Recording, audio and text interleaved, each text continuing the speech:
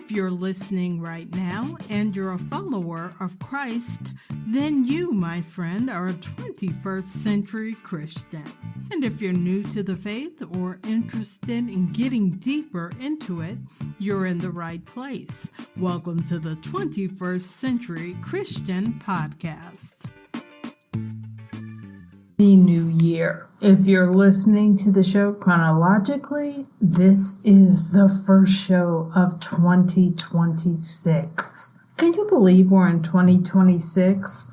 I remember when it was 1999, about to be 2000, and everybody was in a panic, hoarding water, hoarding money. It was crazy. Then the year 2000 came in, and everybody was like, well, okay, what it is. And it was just like a regular year. So weird. Anyway, we've got a packed show for you today. We're going to look at not looking back with a very cautionary tale from Genesis.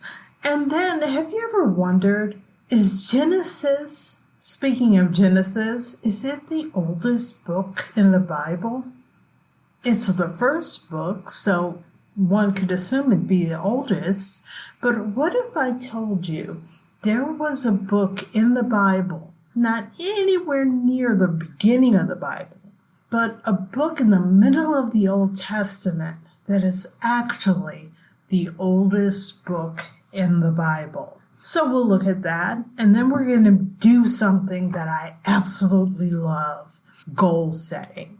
And you might be thinking, goal setting has fallen off year after year after year.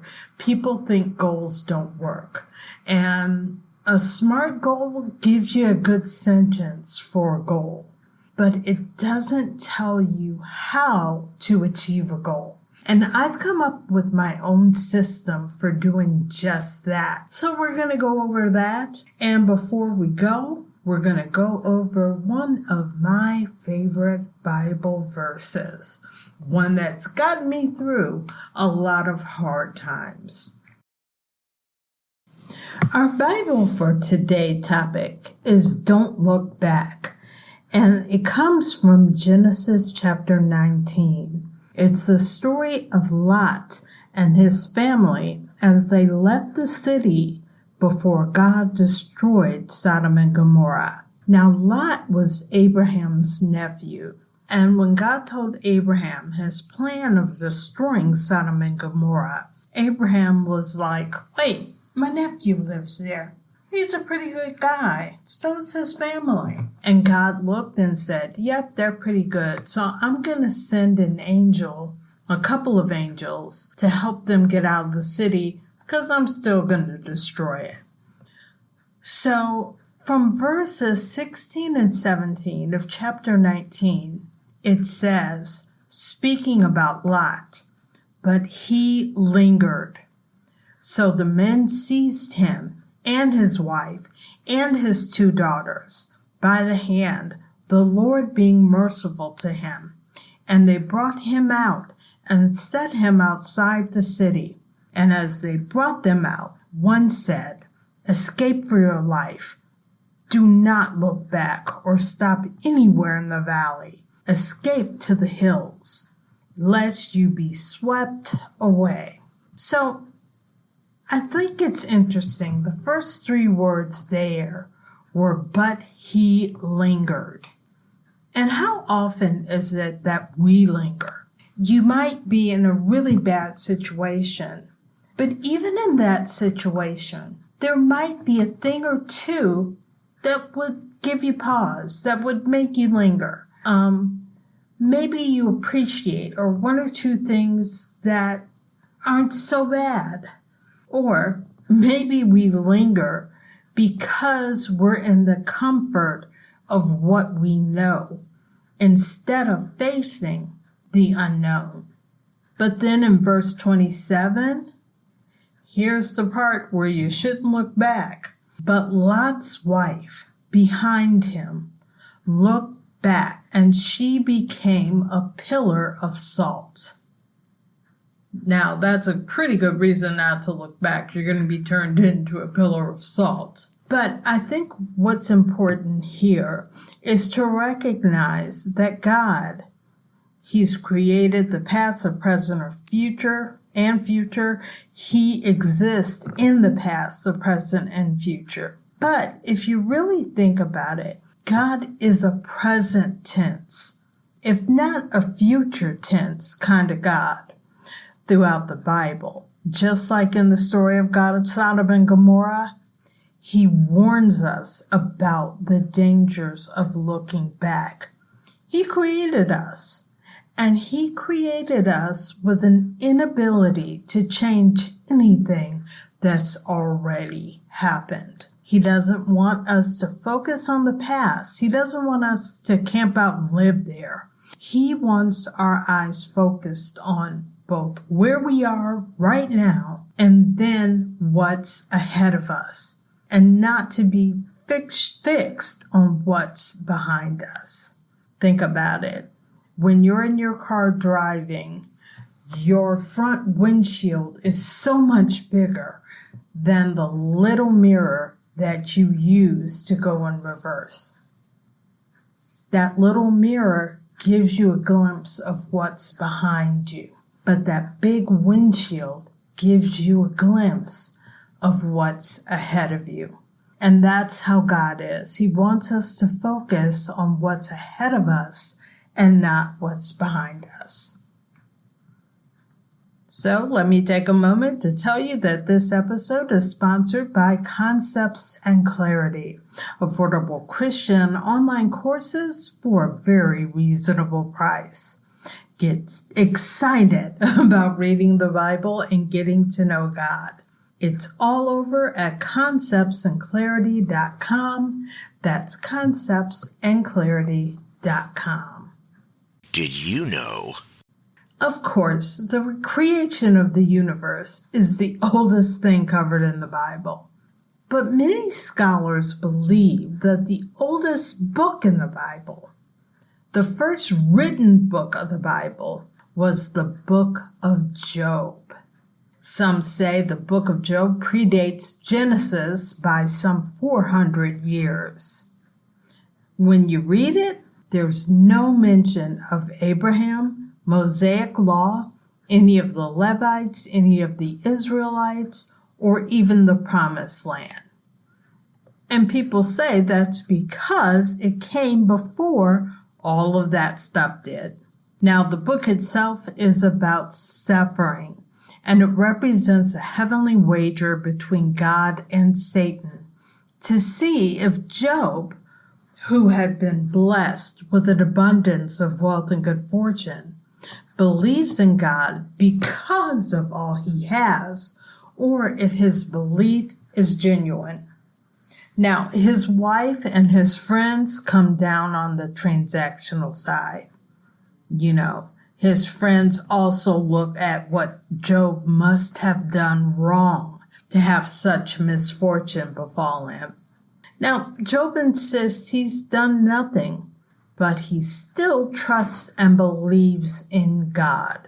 Now, I come away from Job believing that misfortune can and does happen to all of us. We don't need to be tested by God. God says he makes the sun and the rainfall on the just and the unjust. So all of us will face difficulties. It's just part of life. Being a Christian doesn't make you any more exempt from that than not being a Christian. Faith in God won't give you immunity from bad things happening to you.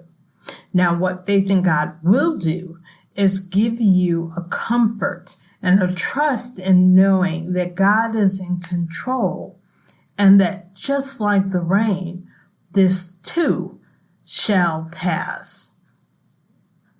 I don't know what kind of year you had last year. Maybe you want it to pass as well. I know I do. But with a new year upon us, we can hope that this year will be a continuation of last year, if last year was good for you, or if you're like me, you're hoping for a dramatically improved 2026. Either way, it's going to start with trusting our Abba, our Heavenly Father, to provide and protect us. Now, I'm a goal setter. As long as I remember, I have been. When I got serious about my faith, I wondered about goal setting. Should I set goals or should I just depend on God? After all, we're going after His will, not ours, right? Anyway, I've come to believe that God isn't against goal setting. As long as we remember that He is the one that sets the ultimate plan and that we need to seek His blessing about anything we're doing. Proverbs 16:3 says, "Commit to the Lord whatever you do, and all your plans will succeed." Habakkuk, every time I see that name, it confounds me. I might still be saying it wrong, but you get what I'm saying. Habakkuk chapter 2, verses 2 and 3 say, "Write the vision, make it plain on tablets, so he may run who reads it. For still the vision awaits, and its appointed time. It hastens to the end. It will not lie. If it seems slow, wait for it. It will surely come. It will not delay." Like many goals, dreams, and plans, it probably won't come right away. A friend of mine likes to say to me, because she knows I'm pretty impatient, that God's timing is like cooking food in a slow cooker. It takes all day. Maybe a crock pot. If you don't like the term slow cooker, it's a crock pot. Either way, it takes all day. And I am more like a microwave. I want it done in a couple minutes, even though it tastes better if it takes more time. But anyway, I digress. That's the cook in me. I'm an avid goal setter. So much so that I took the time to look at why we tend to have one or two goals that we have every year that never get accomplished, that never get crossed off of our list. Smart goals, yeah, whatever. But I came up with 4 things we can do to dramatically increase our chances of our goals succeeding. Now, before I share those with you, I want to be clear that all of us need God when it comes to planning our goals. So before you start on your goal list, pray on it and make sure this is the direction that God wants you to go in. Not necessarily the direction that you want to go in, but the direction that God wants you to go in.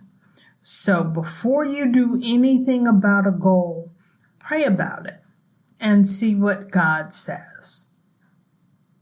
And once you do that, you can start with a SMART goal. But in order to accomplish that goal, you're going to have to be more than smart. What is a SMART goal anyway? A SMART goal gives your goal some clarity. You don't say, "I want to save money." You say, "I want to save $3,000 by the end of the year." When you say that, you are being specific, meaning you said exactly how much you plan on saving. You were measured. You know exactly how much you want to save. So in July, you can look at your balance of $1,800 and know that you are on your way to meeting your goal. Your goal is achievable. The amount you want to save is doable. You said you want to save $3,000, not $30,000 or $300,000, $3,000. And looking at your income, looking at your tax return and the money that you'll get maybe for your birthday, it's achievable. It's something you can do. So we have the S, the M, and the A, specific, measured, and achievable. The R stands for relevant, meaning it fits with your priorities and where you are right now. You know you need an emergency fund, and this $3,000 will be useful for that. If you have car trouble or housing issues, normally they'll be less than $3,000, so you have a little security built in. So that's the R. Lastly, you have the T. It's time sensitive. You gave yourself a doable time period. You're saving that $3,000 over the period of a year. Okay, so that's what a SMART goal is. And with a SMART goal, you end up with a great goal sentence, but it doesn't give you any way to get it done. And that's where I come in. The first of my steps for a golden goal, I call my goals golden, is it has to be, let's use one of the letters from SMART, it has to be achievable. And in order to have a goal that's achievable, you can't have a lot of goals. I've been an overachiever all my life. So at the beginning of the year, I thought it was good to just rattle off 10 or 15 goals I wanted to have. And of those 10 or 15 goals, 12 of them wouldn't get done. And I found out years later, according to a Franklin Covey survey, you shouldn't have more than 2 or 3 goals. Why? You want to be productive. You want to be effective. And you think that having a long list of goals does that. But it actually does the opposite. If you have 10 goals or even 5 goals, you run the risk of spreading yourself too thin. Honestly, if you have a long list of goals, several of them will be forgotten entirely. I've seen it happen. But when you focus on 2 or at the most 3 goals, you have a workable plan. You know that you're focused on these things. But you say, Karyn, I've got a lot of things I want to do. I can't just have 2 or 3 goals. I need to have 7. I need to have 8. And I would say to you, good. Work on 2, maybe 3 at a time. And as you accomplish those and take them off your list, you can add another goal.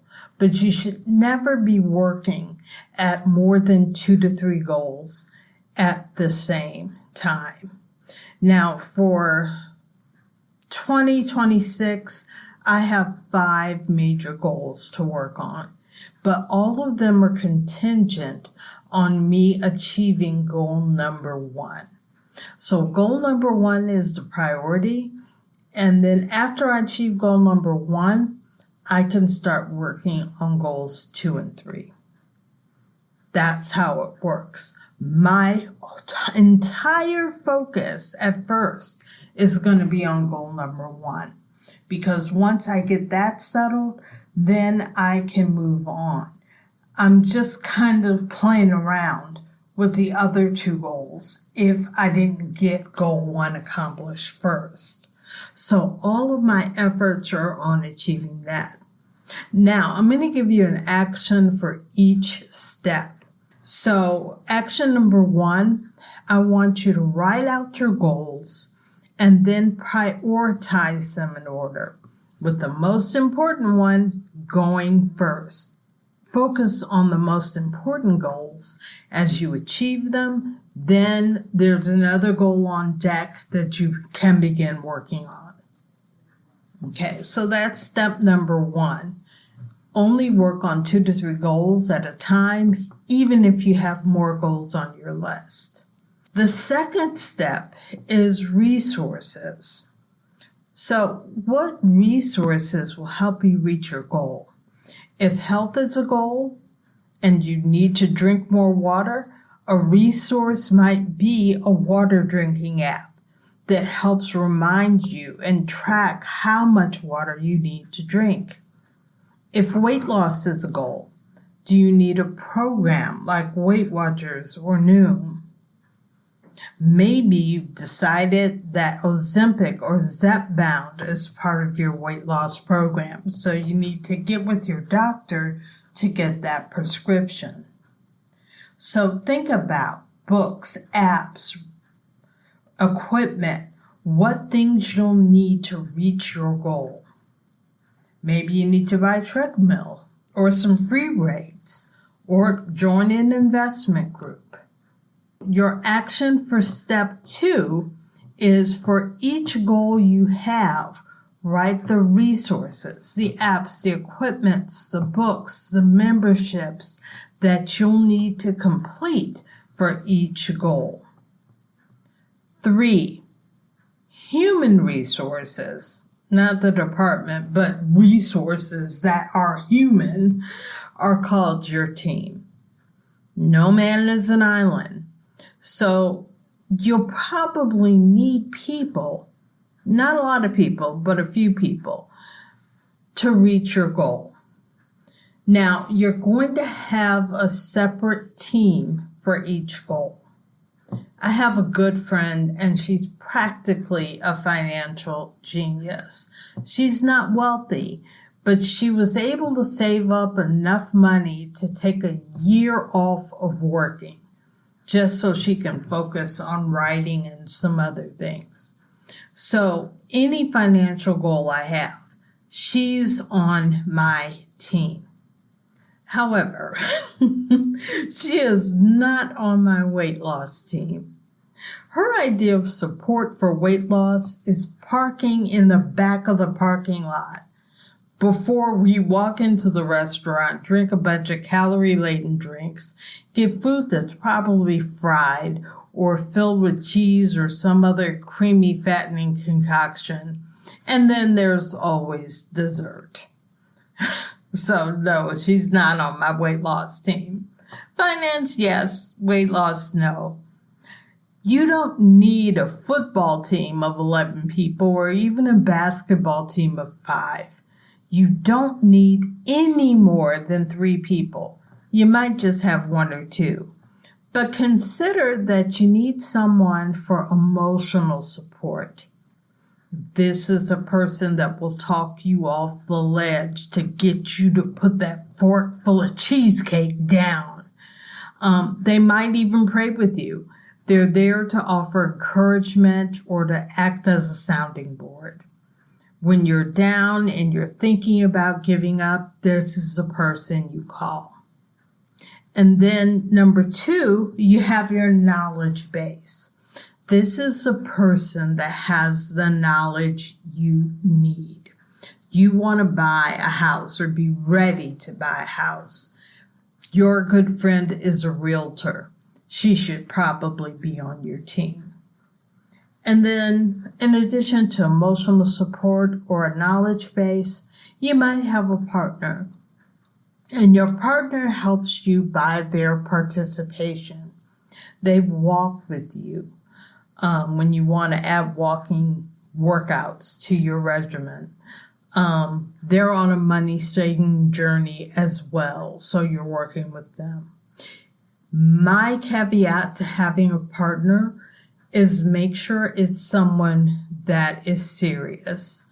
For example, if I put my financial genius friend on my weight loss team, that's going to be counterproductive because she's not going to be supportive of my weight loss. So why is she on my team? Likewise, if you're going to put someone on your team for walking, make sure that they're going to walk and not just going to roll over and go back to sleep. You don't need to have all these people on your team. So for each one, think about what you really need and who can really be a benefit to you. So once you find out who's on your team or who you like on your team, your action assignment is to contact them, call them, text them, let them know what your goal is and what you see their role is in helping you to reach it. And then ask them if they're interested. They'll either say yes or they'll say no. Step 4. Now, this is the part that trips a lot of people up. You have your goal, you're making good progress, you've lost a few pounds, you saved some money. But then it happens. The messy breakup triggers your emotional eating. Or you have expensive car repairs that empties your savings account. You didn't have a plan for that, so now what?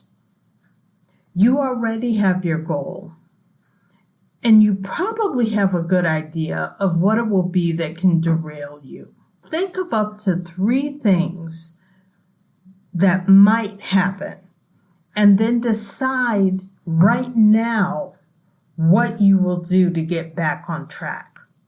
Work it out now so you have a plan already in place when life starts lifing. Think of what you will do. Think of what you will say to yourself to stay on track. Plan for your actions and your thoughts. Are there any helpful Bible verses that will get you back on track? You want to have some steps to follow so that you can get back on the road to reaching your goal. For a lot of people, this is the reason why they haven't succeeded. They were working out great, and then they got the flu. Okay, what are you going to do if you get sick? How are you going to get back on track? Maybe you can't do exactly what you were doing before, but you're going to start by walking slowly for the first week, and then you're going to pick it up on the second week. And then the third week, you'll add your weights back. Have a plan so that you don't feel completely off track when life happens. Think about what you want to do and plan out those next steps. If you need the person on your team to be there to say things to you, to get you back on track, to have a certain discussion, to pick you up, to motivate you, let them know. And our last step is step 5, which is the fun part, because you have to reward yourself. Now, of course, you want your reward at the end when you reach your goal, but I want you to celebrate along the way too. Granted, you don't want a celebration that sets your progress back. You don't need a huge meal with a lot of trigger foods to celebrate losing 10 pounds, or a shopping spree to celebrate saving $500. But maybe you get yourself a pair of earrings for every 10 pounds you lose. Or treat yourself to your favorite dessert, or get your favorite Starbucks drink for every $500 you save. Make reaching your goal a fun process and give yourself a reward for putting in the work, because you are putting in the work and you deserve it. Do all of this while you're praying and seeking God's direction. Don't be afraid to change your plans if you feel the Lord is guiding you in another direction, or if He has another goal or direction for you entirely. You want to be following Him. He doesn't follow you. Doesn't work that way.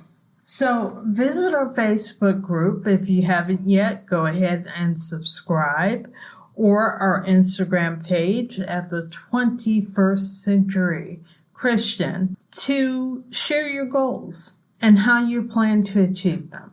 Having one or two goals to focus on keeps you from spreading yourself too thin. And then have resources, a team, plan Bs, and rewards to make that success possible. I'm rooting for you. 2026 is our year. It's your year and it's mine.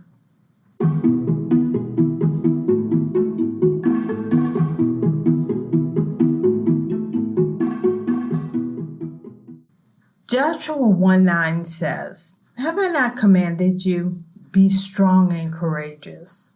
Do not be afraid. Do not be discouraged.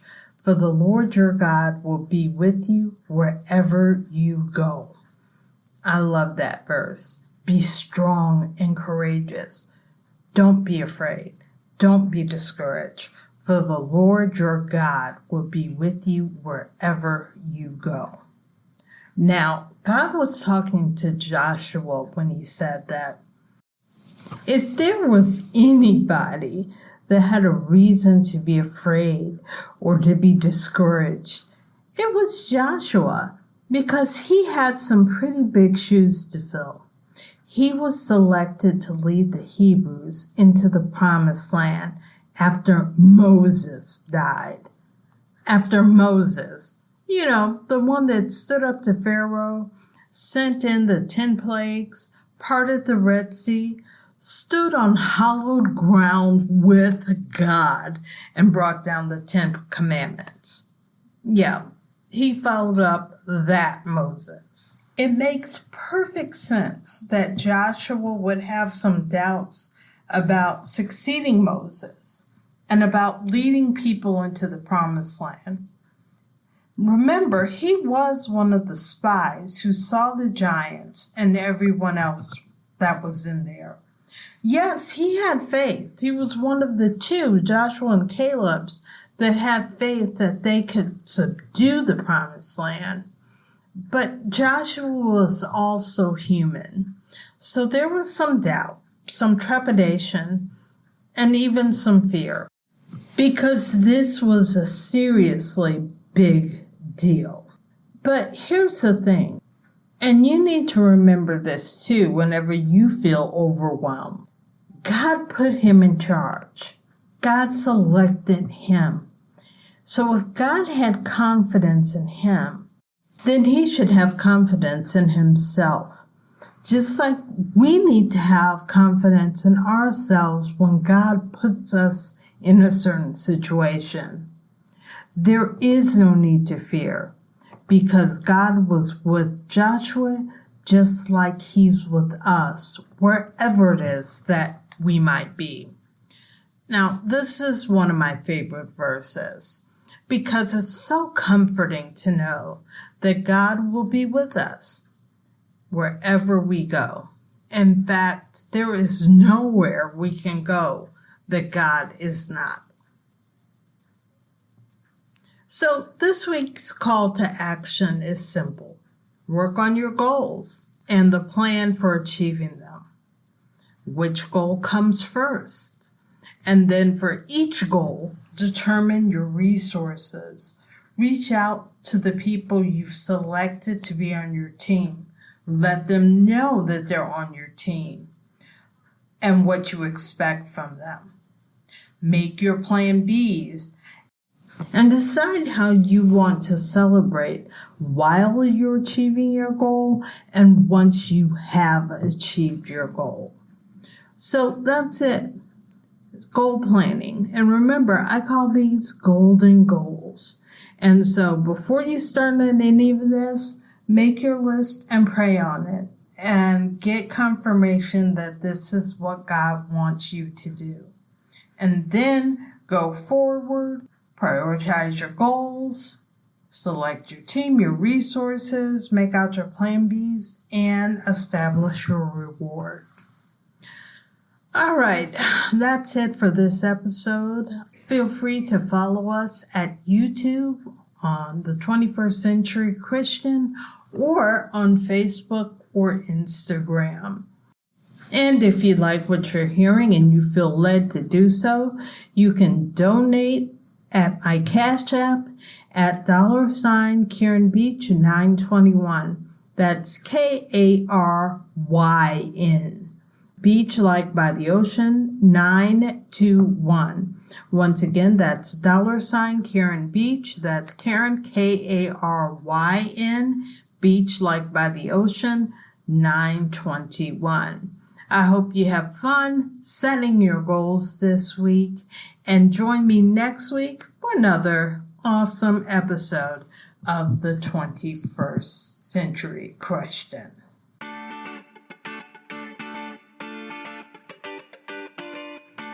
The conversation continues in the 21st Century Christian Facebook group. Got questions, comments, feedback? That's where you go. God bless.